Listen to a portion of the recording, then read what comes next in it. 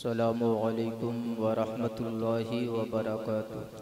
वालेकुम अस्सलाम रहमतुल्लाहि व बरकातहू। भैया जब तक हम यहाँ खड़े हैं बंद कर दो ये वाला भी।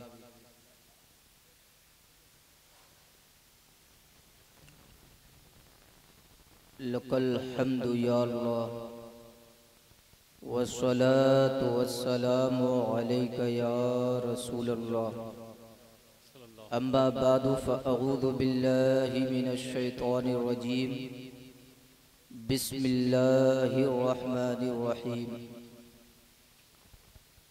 हुदल लिल मुत्तक़ीन अल्लज़ीना युमिनूना बिल गैब व युक़ीमूना स्सलाता व मिम्मा रज़क़नाहुम युनफ़िक़ून। सदक़ल्लाहुल अलीयुल अज़ीम व सदक़ रसूलुहुन नबियुल अमीनुल करीम व नहनु अला ज़ालिका लमिनश शाहिदीन व शाकिरीन वल्हम्दुलिल्लाहि रब्बिल आलमीन।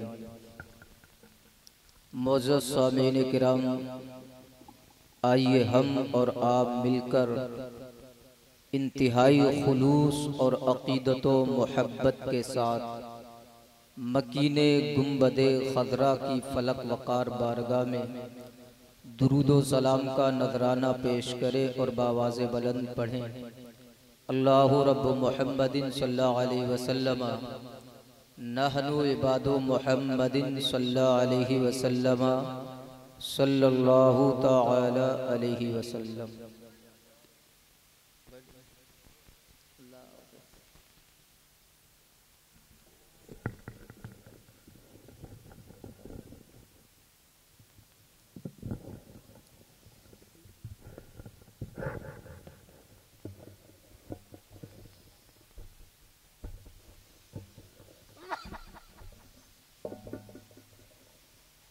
मोअज़्ज़ज़ सामीन किराम, एक मरतबा दुरूद पाक पढ़ें। अल्लाह रब्बु मुहम्मदिन सल्लल्लाहु अलैहि वसल्लम नहनु इबादु मुहम्मदिन सल्लल्लाहु अलैहि वसल्लम सल्लल्लाहु तआला अलैहि वसल्लम।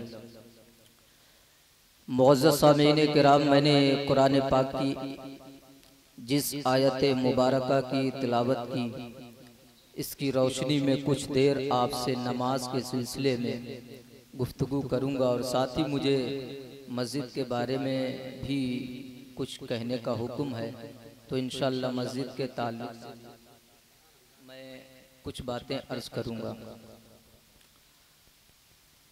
मैंने जिस आयत मुबारका की तिलावत की उसमें हमारा और आपका खालिक फरमाता है हुदल लिल मुत्तक़ीन। ये यानी कुरान पाक ये हिदायत है मुत्तक़ियों के लिए। अब मुत्तक़ी कौन है? कुरान फरमाता अल्लज़ीना युमिनूना बिल गैब, वो जो बिन देखे ईमान लाए, गैब पर ईमान रखते हैं। बेशक सुभान अल्लाह। वो युक़ीमूनस सला, और नमाज अदा करते हैं। इस आयत मुबारका के अंदर अल्लाह पाक ने सबसे पहले ईमान को जिक्र फरमाया और ईमान के तज़किरे के बाद नमाज का जिक्र है। इससे नमाज की अहमियत, उसकी फजीलत आप बखूबी समझ सकते हैं कि ईमान के बाद सबसे अहम और अफजल चीज नमाज है।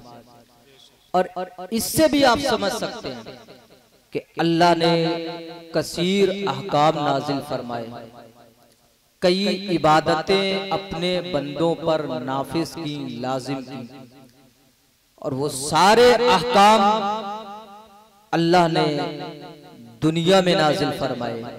बज़रिए वही पैगंबरे इस्लाम दुनिया में जलवा फरमाते और इसी जमीन पर उन तमाम अहकाम का नुज़ूल हुआ। सारी इबादतें अल्लाह ने जो बंदों पर लाजिम की वो सब इस दुनिया पर, मगर नमाज की अहमियत आप देखें कि जब नमाज को लाजिम किया, जब नमाज का हुक्म सादिर फरमाया, जब बंदों पर नमाज फर्ज की, तो फिर वही के जरिए इस दुनिया में नहीं बल्कि खालिक कायनात ने अपने प्यारे हबीब रहमतुल लिल आलमीन को आसमानों के पार अर्शे आज़म से भी आगे ला मकां पर अपने कुर्ब में बुलाकर सुम्मदना फतदल्ला फकाना क़ाब क़ौसैन की मंजिल से सरफराज फरमाकर नमाज का तोहफा मोमिनों को अता फरमाया। क्या पता चला, सारे अहकाम सारी इबादतें इस जमीन पर दुनिया पर, मगर जब नमाज को फर्ज किया, नमाज का हुक्म दिया, तो फिर इस दुनिया पर नहीं बल्कि अपने कुर्ब में बुलाकर, अपने पास बुलाकर अल्लाह ने नमाज को मोमिनों पर फर्ज किया। इससे आप नमाज की अहमियत को समझ सकते हैं। और कसीर मकामात पर कुरान पाक में अल्लाह ने नमाज का जिक्र किया, और इसके साथ अल्लाह के प्यारे हबीब सल्लल्लाहु अलैहि वसल्लम ने भी कसीर मकामात पर नमाज की फजीलत, उसकी अहमियत, उस पर जो अल्लाह ने इनाम रखे हैं वो सबका जिक्र फरमाया। मैं एक हदीस जिक्र करूं जिससे आप नमाज की खत्म ही कर दो। एक हदीस आप सुने जिससे आप बखूबी समझ सकते हैं कि नमाज कितनी अहम है। पैगंबर इस्लाम फरमाते हैं, मन लक़ियल्लाह व हुवा मुदीउन लिस्सलाह, जो शख्स अल्लाह से इस हाल में मिले कि नमाज नहीं पढ़ता है, तो अल्लाह के नबी फरमाते, पैगंबर इस्लाम फरमाते, लम याबल्लाहु बिशय्यिन मिन हसनाती, अल्लाह को उसकी किसी नेकी का कोई एतबार नहीं, किसी नेकी की कोई परवाह नहीं। अब आप अंदाजा लगाएं, एक बंदा है दुनिया में, कई बार हज भी किए हैं, ज़कात भी खूब देता है, जलसा जुलूस में चंदा भी बढ़कर देता है, मस्जिद की तामीर में भी हिस्सा लेता है, गरीबों की मदद भी करता है, बहुत सारी नेकियां करता है, मगर नमाज नहीं पढ़ता है। तो पैगंबर फरमाते, लम याबल्लाहु बिशय्यिन मिन हसनाती, अल्लाह को उसकी किसी नेकी की कोई परवाह नहीं, कोई नेकी अल्लाह की बारगाह में काबिल एतबार नहीं। पता क्या चला कि अगर नमाज है तो ज़कात है, नमाज है तो हज है, नमाज है तो जलसा जुलूस में चंदा भी काबिल कबूल है, अगर नमाज है तो फिर आपके रोजे भी काबिल एतबार हैं। लेकिन अगर नमाज नहीं तो आपने 20-25 हज किए हो, अगर आपकी नमाज नहीं, आपने करोड़ों की ज़कात दी हो, आपने नमाज नहीं पढ़ी मगर पूरे साल रोजे से रहते हैं, आप नमाज नहीं पढ़ते लेकिन गरीबों की मदद करते, तो आप याद रखें, ना आपका ये रोजा कोई काम आएगा, ना आपका हज किसी काम का होगा, ना ज़कात आपको कोई फायदा दे सकती, क्योंकि सारे आमाल का दारो मदार, सारे आमाल का एतबार नमाज के एतबार पर है। अगर आपकी नमाज है तो सारे आमाल रब की बारगाह में कबूल भी हैं, काबिल एतबार भी हैं, रब को उनकी परवाह भी है। लेकिन अगर नमाज नहीं है तो फिर पैगंबर फरमाते हैं, लम याबल्लाहु बिशय्यिन मिन हसनाती, अल्लाह को उसकी किसी नेकी की कोई परवाह नहीं। इससे आप नमाज की अहमियत और उसकी अफजलियत को बखूबी समझ सकते हैं कि नमाज सारी इबादतों में ईमान के बाद सबसे अहम, आज़म और अफजल है। और एक बात बता दूं, नमाज के बड़े फजाइल हैं। नमाज कब्र में फायदा देगी, नमाज हश्र में फायदा देगी, पुल सरात पर भी नमाज काम आएगी, मीज़ान अमल में भी आपके मीज़ान अमल के पल्ले को भारी करेगी, जन्नत में भी फायदा देगी, हर मकाम पर नमाज फायदा देगी। आप ये सुनते रहते हैं और आपने पढ़ा भी होगा, लेकिन आप इस बात को नहीं जानते कि नमाज दुनिया में भी फायदा देती है। वक्त नहीं है, वरना मैं आपको तफसील से मिसाल के जरिए समझाता कि नमाज दुनिया में कैसे फायदा देती। मगर एक वाकया सुनो जिससे आप अंदाजा कर सकते हैं कि नमाज जहां हमें कब्र में फायदा देगी, हश्र में फायदा देगी, पुल सरात पर फायदा देगी, मीज़ान अमल पर फायदा देगी, जन्नत में बुलंद दर्जात का सबब बनेगी, इसी तरह दुनिया में भी नमाज हमारी मुईन है, नमाज हमारी मददगार है, नमाज हमारे लिए मुफीद है, दुनिया में भी फायदा देती है। सुने, एक शख्स था, बड़ा गरीब था, रिक्शा चला करके अपने बच्चों की परवरिश करता था।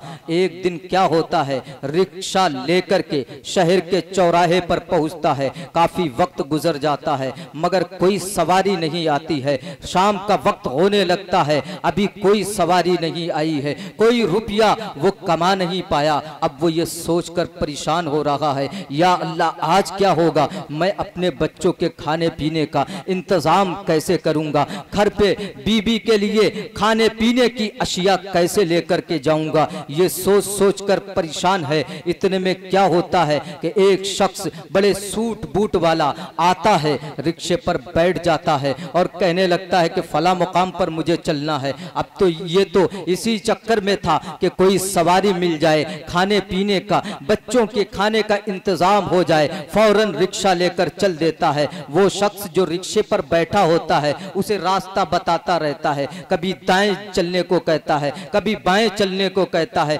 कभी इधर चलने को कहता है। ये रिक्शे वाला उसके बताने के एतबार से चलता रहता है, चलता रहता है, शहर पार हो जाता है, शहर पार करके एक जंगल के करीब में पहुंच जाता है। अब ये रिक्शे वाला वहां पर जब पहुंचता है घबराने लगता है। इतने में इसकी नजर पड़ती है, इसे एक पहाड़ी दिखाई देती है। उस पहाड़ के अंदर एक गुफा दिखाई देती है जिसमें इंसानी लाशें पड़ी हुई हैं, लोगों के सर पड़े हुए हैं, लोगों की हड्डियां पड़ी हुई हैं। ये देखकर और घबराने लगता है, लरजने लगता है, कांपने लगता है। इतने में ये शख्स जो इसके रिक्शे पर बैठा होता है अपने अपने बदन से नेज़े को निकालता है और निकाल कर उसकी जानिब बढ़ता है और कहने लगता है, ए रिक्शे वाले, ये तुम जो इंसानों की खोपड़ियां देख रहे हो, तुम ये जो इंसानों की हड्डियां देख रहे हो, ये सारी लाशें वो हैं जिन्हें मैंने ही मारा है, इन्हें मौत के घाट उतारने वाला मैं ही हूं। और सुनो, आज तुम्हारी बारी है, आज मैं तुम्हारे सर को तन से जुदा कर दूंगा। इतना सुनना था और डर के आलम में आ जाता है, कांपने लगता है, कदम लरजने लगते हैं। अभी ये शख्स अपने नेज़े को लेकर उसकी जानिब बढ़ ही रहा था, मगर क्या होता है कि ये शख्स जो नेज़ा लेकर उस गरीब इंसान के सर को तन से जुदा करना चाहता था, ये खुद जमीन पर पड़ा हुआ है, तड़पने लगा है। ये शख्स जो गरीब इंसान है, जिसकी मौत अभी होने वाली थी, जो ये ख्याल में था, तसव्वुर में था कि मेरा सर अभी तन से जुदा होने वाला है, मगर जब ये जालिम को तड़पता हुआ देखता है खुश हो जाता है और फिर दाएं बाएं देखता है, आगे पीछे देखता है कि इस भयानक जंगल में, इस बेकसी और बेबसी के आलम में कौन मेरा मोहसिन है, कौन ऐसा शख्स है, कौन मेरा मोहिनो मददगार है जो इस आलम में मेरी मदद करने को आया है। इसी बात को, इसी चीज को देखने के लिए दाएं बाएं नजर करता है, सामने नजर करता है। क्या देखता है कि एक घोड़ा है जिस पर एक सफेद लिबास में मलबूस कोई शख्स बैठा हुआ है, अपने चेहरे को नकाब से ढांपे हुए है और हाथ में तलवार लिए हुए है, वही तलवार जिससे उस जालिम को मौत के घाट उतारा था। ये देखकर पुकारने लगता है। गरीब कहता है, ए मोहसिन, जरा तुम अपना नाम तो बता दो। ए मोहसिन, ए मेरे मददगार, जो इस भयानक जंगल में जहां कोई इंसान नजर नहीं आता, जहां मेरी मौत होने वाली थी, इस आलम में मेरी जान बचाने वाले मोहसिन, मेरी मदद करने वाले, जरा अपना चेहरा तो दिखा दो, मैं देखना चाहता हूं मेरा मोहसिन कौन है, मेरा मददगार कौन है। ये जब इसने पुकार कर कहा तो उस घुड़सवार ने पलट कर जवाब दिया, ए गरीब इंसान, ए शख्स, अगर तुम ये जानना चाहते हो, ये पहचानना चाहते हो कि मैं कौन हूं, तो सुनो, मैं कोई और नहीं, मैं तुम्हारी नमाज हूं जो इस जंगल में तुम्हारी मदद करने के लिए आई। सुभान अल्लाह, नारे तकबीर, नारे रिसालत, मसलके आला हजरत, जिक्रे शोदाए करबला, नारे तकबीर, नारे रिसालत। सुभान अल्लाह। मेरे मुअज़्ज़ज़ सामीईन, नमाज आखिरत में फायदा देती है और देगी, लेकिन नमाज दुनिया में भी फायदा देती है। यह अलग बात है कि हमारी रसाई इतनी नहीं, हम आने वाले हालात को, हम तकदीरे इलाही में लिखे हुए को देख नहीं सकते। हम पर जो मुसीबत आने वाली थी वो टल गई, हमें पता भी नहीं चलता। लेकिन क्यों टली? नमाज की वजह से, नेकियों की वजह से। इसलिए मैं कहूंगा, आज जो हमारी हालत है, जो आज हम तरह तरह की मुसीबतों में गिरफ्तार हैं, उसकी एक सबसे बड़ी वजह यह है कि आज हमने नमाज को छोड़ दिया है। बेशक हक आप देखें सुबह में कहीं 10 आदमी हैं, कहीं 20 आदमी हैं, सारे लोग लेटे हुए हैं, और सिर्फ आधे घंटे के बाद मैं जब नमाज पढ़ के आता हूं, देखता हूं कि अभी मैं नमाज पढ़ के आ रहा हूं, लोग अपनी दुकानें खोल रहे हैं, मुंह धुल रहे हैं, दुकान खोलने की तैयारी में है। कुछ लोग जो नौकरियां करते हैं वो गुस्ल कर रहे होते हैं। आप जरा देखें तो सिर्फ आधा घंटा लेट करके नौकरी के लिए उठ रहे, काम के लिए उठ रहे। कम से कम अगर बंदा ये सोच ले कि नमाज भी एक काम है, जैसे हम 6 बजे नौकरी की तैयारी के लिए उठते हैं, दुकान खोलने के लिए 6 बजे उठते हैं, अगर हम यही 5:30 बजे उठकर नमाज पढ़ लें तो क्या होगा? दुनिया में भी फायदा होगा, आखिरत में भी फायदा होगा। और एक बात मैं बता दूं कि नमाज जितनी अहम है, जितने बड़े बड़े इनामात हैं, तो उतनी ही ज्यादा नमाज छोड़ने पर सजा भी है, वबाल भी है।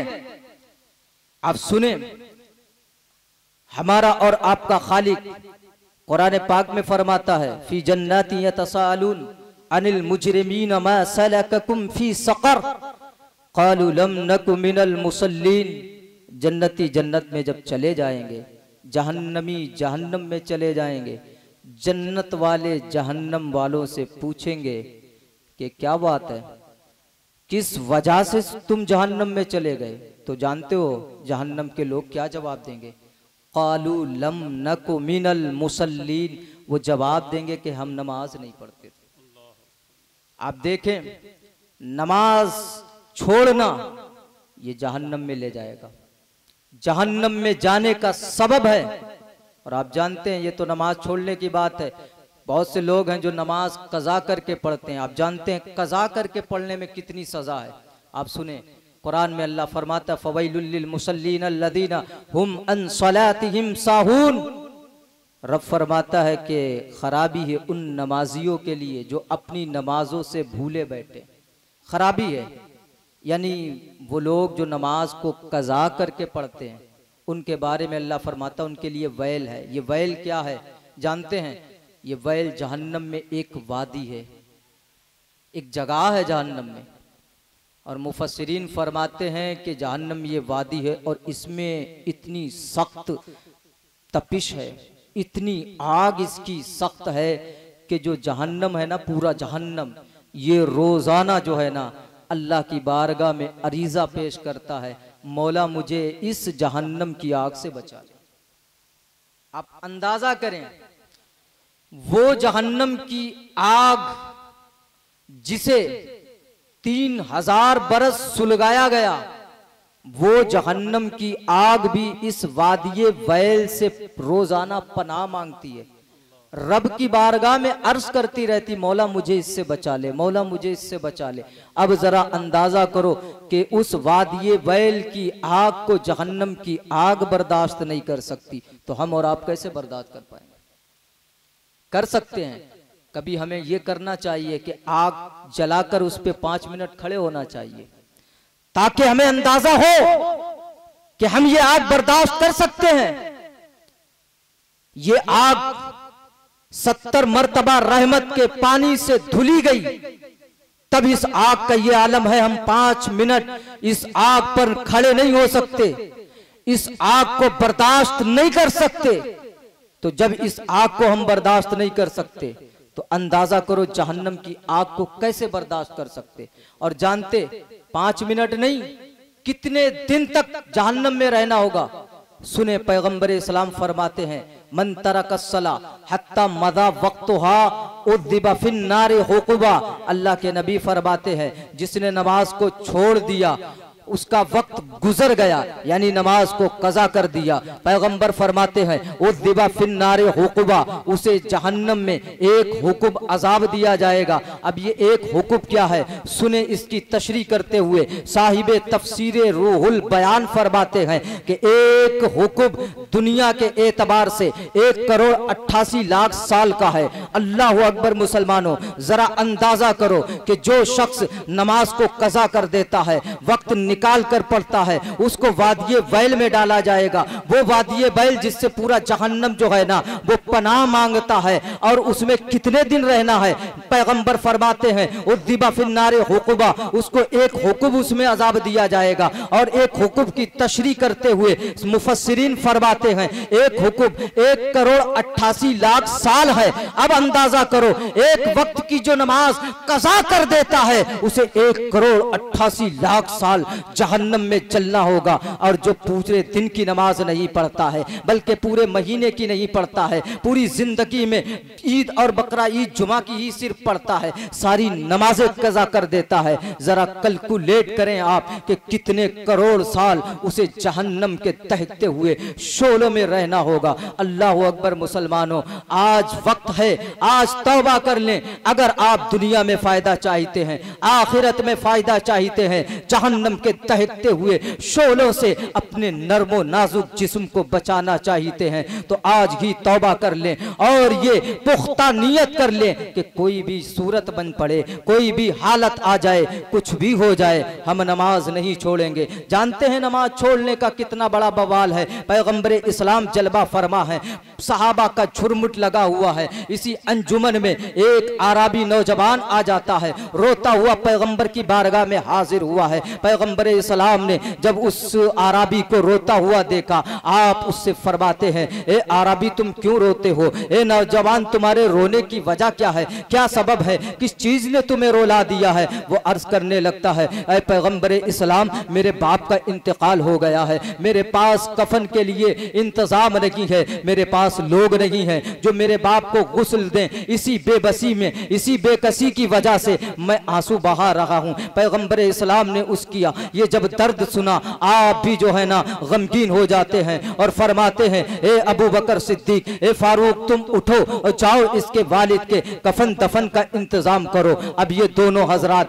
नबी करीम का फरमान सुनते हैं और चल देते हैं। अब जैसे ही उस आराबी के साथ, उस नौजवान के साथ उसके घर में पहुंचते हैं, क्या देखते हैं कि उसका बाप सिया खिंजीर की सूरत में तब्दील हो चुका है। अल्लाह अकबर मुसलमानों, ये नबी करीम के जानिसार सहाबा जब ये हालत देखते हैं, ये इबरतनाक अंजाम देखते हैं, आप भी कांप जाते हैं, वापस पलट कर आते हैं, पैगंबर की बारगाह में अर्ज करते हैं, सारा माजरा बयान करते हैं। अल्लाह के नबी आप जो है ना उन सहाबा के साथ फिर खुद तशरीफ ले जाते हैं। अब वहां पर पहुंचकर अपने रब से दुआ करते हैं। अल्लाह अपने हबीब की दुआ की बरकत से उस इंसान को उसकी पुरानी शक्ल में तब्दील कर देता है। अब उसे जो है ना गुस्ल दिया जाता है, कफन दिया जाता है। अब जैसे कि सहाबा उसे दफन करने के लिए, उसको दफन करने के लिए उसे उठाकर आगे बढ़ते हैं, फिर वो शख्स उसी सिया खिंजीर की सूरत में तब्दील हो जाता है। पैगंबर इस्लाम जब ये देखते हैं उस नौजवान से फरमाते हैं ए नौजवान जरा ये बताओ कि तुम्हारा बाप करता क्या था, कौन सी बुराई करता था, किस गुनाह में मुब्तला था जो उसे ये सजा दी जा रही है। वो नौजवान जवाब देता है या रसूल अल्लाह मेरा बाप तारीके नमाज था, मेरा बाप नमाज नहीं पढ़ता था। ये सुना तो पैगंबर इस्लाम ने फरमाया ए मेरे प्यारे सहाबा देख लो बेनमाजी का अंजाम, कल कयामत में अल्लाह बेनमाजियों को इसी सिया खिंजीर की सूरत में उठाएगा। अल्लाह अकबर मुसलमानों, आप अंदाजा तो लगाएं कि नमाज छोड़ने का कितना बड़ा वबाल है, कितना सख्त अजाब है। आखिरत में भी आपको नुकसान ही नुकसान है, दुनिया में भी आपको नुकसान ही नुकसान है। इसलिए मैं आपसे अर्ज करूंगा, फिर एक बार कहूंगा कि आप हजरात जो है ना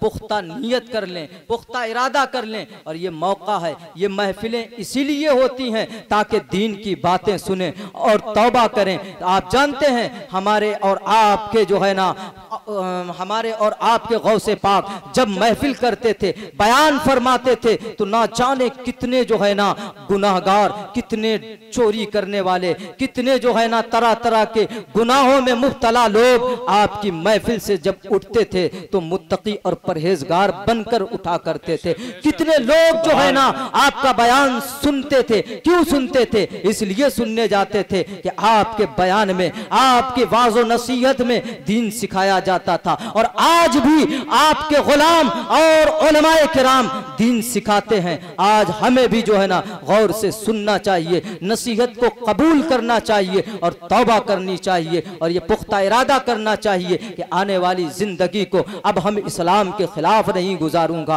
अल्लाह और उसके रसूल की नाफरमानी में नहीं गुजारूंगा। आज जो है ना आपके पास मौका है, आप तौबा कर लें, सच्ची तौबा कर लें और पुख्ता अहद कर लें कि आज के बाद इस्लामी जिंदगी में गुजारूंगा। आज के बाद कोई भी सूरत बन पड़े, कोई भी हालत हो, कुछ भी हो जाए, हम नमाज नहीं छोड़ेंगे, इसलिए कि नमाज सबसे अहम इबादत है। अगर आप नमाज में कामयाब हो गए तो कल कयामत में दूसरे मामलात में भी कामयाब होंगे, और अगर नमाज में कामयाब नहीं हुए तो दूसरे मामलात में, दूसरे आमाल में भी आपके मुकद्दर में, आपके नसीबे में और सबके नसीबे में, जो भी नमाज नहीं पढ़ता है सबके नसीबे में बर्बादी और तबाही लिखी हुई।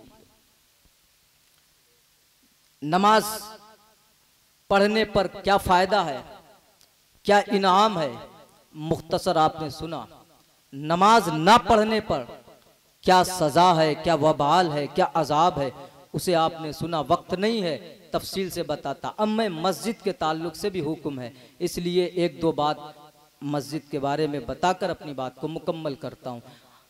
हमारा और आपका खालिक कुरान पाक में फरमाता, इन्नमा यामुरु मसाजिदल्लाहि मन आमना बिल्लाहि वल यौमिल आखिर, के मस्जिदें वही आबाद करते हैं जो अल्लाह पर और आखिरत यानी कयामत पर ईमान रखते। यानी इसका मतलब ये है कि मस्जिदें बनाने, मस्जिदों की तामीर का हक सिर्फ मोमिन को है। जो अल्लाह पर और क़यामत पर ईमान रखता है, मुसलमान है, मोमिन है, उसे ही मस्जिद की तामीर और आबादकारी का हक हासिल है, गैर को नहीं। अब ये आबादकारी क्या है? तो मस्जिद की आबादकारी में मस्जिद की इमारत को बनाना, ये मस्जिद की आबादी है। मस्जिद में सफ़े दे देना, ये मस्जिद को आबाद करना है। मस्जिद में रोशनी का इंतजाम करना, ये मस्जिद को आबाद करना है। मस्जिद की सफाई करना, ये मस्जिद को आबाद करना है। मस्जिद में इमाम और उसके इंतजाम को सही रखना, ये मस्जिद को आबाद करना है। मस्जिद में मुअज्जिन का इंतजाम करना, ये मस्जिद को आबाद करना है। मस्जिद की हिफाजत करना जालिमों से, काफिरों से, बदमजहबों से, ये मस्जिद की आबादकारी है। और इन सब का बड़ा सबाब है, हर एक चीज की बड़ी फजीलत है। मैं उनमें से एक के बारे में आपसे कुछ अर्ज करके बात मुकम्मल करूं। मस्जिद की तामीर, मस्जिद की इमारत को बनाना, इसमें कितना फायदा है, इसका कितना बड़ा इनाम है, वो सुने।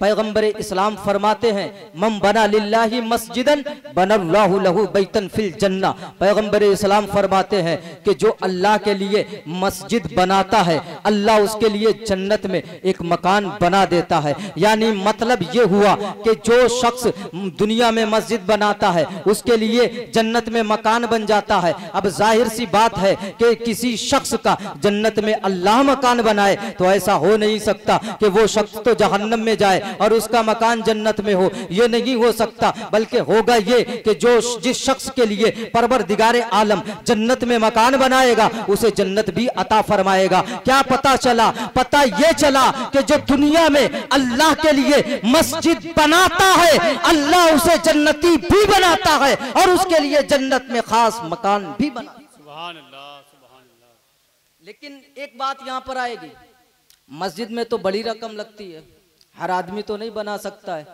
गरीब आदमी तो नहीं बना सकता है। अब गरीब आदमी इस इनाम को कैसे पाए, इस फजलो कमाल को गरीब कैसे पा सकता है? तो याद रखो, रहमतुल लिल आलमीन ने अपनी उम्मत को, गरीबों को किसी भी हाल में, किसी भी मौके पर मायूस और महरूम नहीं छोड़ा, यहां भी नहीं छोड़ा। दूसरे मकाम पर पैगंबर इस्लाम फरमाते हैं कि जो शख्स अल्लाह के लिए मस्जिद बनाता है वो मस्जिद ख्वाह चिड़िया के घोंसले के बराबर ही हो, अल्लाह उसके लिए जन्नत में मकान बना देता। क्या पता चला? पता ये चला कि छोटी सी छोटी मस्जिद भी अगर कोई बनाएगा तो वो भी जन्नती हो जाएगा, जन्नत में उसके लिए मकान भी तैयार हो जाएगा। अब ये गरीब नवाज मस्जिद बन रही है, ये बड़ी सी मस्जिद है। अब इसमें अगर हम गरीब हैं तो अपनी छोटी मस्जिद कैसे बना सकते हैं? इसकी जमीन में इतना ही हिस्सा अगर हम ले लेते हैं, इतने हिस्से की रकम दे देते हैं, तो ये छोटी सी मस्जिद हमारी हो गई, हम जन्नती हो गए, जन्नत में हमारे लिए मकान बन जाएगा। इसकी इमारत बन रही है, हमने उसमें ईंटें दे दी, उसमें पत्थर लगवा दिया, उसकी छत का इंतजाम कर दिया, और भी जो मस्जिद बनने में जो चीजें लगती हैं, अगर हमने अपना इतना भी हिस्सा कर लिया, बल्कि अल्लाह तो बहुत ही मेहरबान है, इतना भी अगर हिस्सा कर लिया, तो आप याद रखें, मेरा ईमान कहता है कि हम हों या आप हों, जिसने भी इतना भी हिस्सा किया, तो मेरा ईमान कहता है कि वो शख्स जन्नती भी हो जाएगा और अल्लाह उसके लिए जन्नत में एक मकान भी बना देगा। और सुने, मस्जिद के खिदमत करने का, मस्जिद को आबाद करने का, मस्जिद की तामीर करने का कितना बड़ा सवाब है, कितना बड़ा इनाम है। आखिरी रिवायत बयान करके मैं अपनी बात को मुकम्मल करता हूं।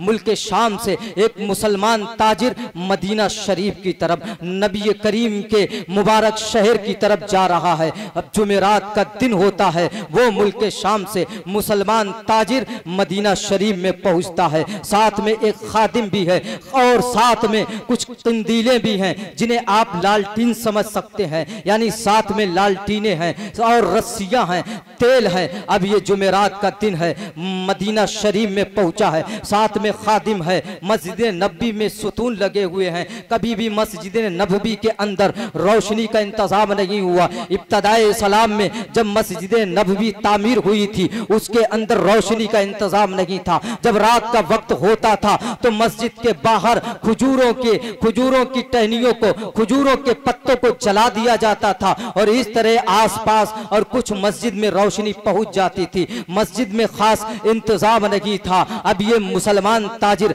मदीना में पहुंचा है, खादिम को हुक्म दिया है, उन रस्सियों से उन सुतूनों में उन लालटीनों को बांध दिया गया है और उनमें बत्तियां डाल दी गई हैं, तेल भी डाल दिया गया है। अब वो लालटीनें तैयार हो गई हैं। जैसे ही आफताब ने अपने रुख को फेरा है और तारीकी ने अपने दामन को बिखेरा है, रात हुई है, अंधेरा छाया है, अपने खादिम को हुक्म दिया। खादिम ने हुक्म पाते ही उन सारी लालटीनों को जला दिया है। मस्जिद नबवी रोशनो मुनव्वर हो गई है। मस्जिद नबवी का मंजर ही कुछ और हो गया है। पैगंबर इस्लाम मस्जिद नबवी में तशरीफ लाते हैं और मस्जिद के इस हसीन मंजर को देखकर आप खुश हो जाते हैं और इरशाद फरमाते हैं, सहाबा से इस्तिफसार फरमाते हैं, ए मेरे प्यारे सहाबा, वो कौन शख्स है जिसने मस्जिद नबवी को रोशन किया है? सहाबा जवाब देते हैं, या रसूल अल्लाह, वो आपके जानिसार और वफादार सहाबी तमीम दारी हैं, जिन्होंने मस्जिद को रोशन और मुनव्वर किया है। अल्लाह के नबी सुनकर इतना खुश होते हैं कि आपकी ज़बान मुबारक से ये दुआ निकलने लगती है, ए तमीम दारी, तुमने मस्जिद नबवी को रोशन और मुनव्वर फरमाकर इस्लाम को जीनत बख्शी है। अल्लाह तुम्हारी दुनिया और आखिरत दोनों को रोशन और मुनव्वर। ये दुआ पैगंबर सलाम ने हजरत तमीम दारी के मस्जिद की खिदमत पर खुश होकर दी। और मेरा ये विजदान और ईमान कहता है कि आज भी जो खुश नसीब मस्जिद को तामीर करेगा, जो मस्जिद को साफ सुथरा करेगा, जो मस्जिद को रोशनो मुनव्वर करेगा, पैगंबर इस्लाम उससे भी खुश होंगे और उसे भी अपनी दुआओं से नवाज देंगे। इसलिए मैं अर्ज करूंगा कि ये मस्जिद तामीर हो गई है, इसमें आप अपनी हैसियत के मुताबिक बढ़ चढ़कर हिस्सा लें और जन्नत में अपने मकान और खुद को जन्नती बनाने का काम दें। अल्लाह रब्बुल इज़्ज़त की बारगाह में दुआ है, बोलने में जो भी लफ्ज़न सहवन क़स्दन गलतियाँ हुई हों उन्हें मुआफ़ फरमा और हम सब को नमाज की पाबंदी की जमात के साथ तौफ़ीक़ अता फरमा और मस्जिद की तामीर में हम सबको हिस्सा लेने की तौफ़ीक़ अता फरमा। व आखिर दावाना अनिल हम्दुलिल्लाहि रब्बिल आलमीन। अस्सलाम।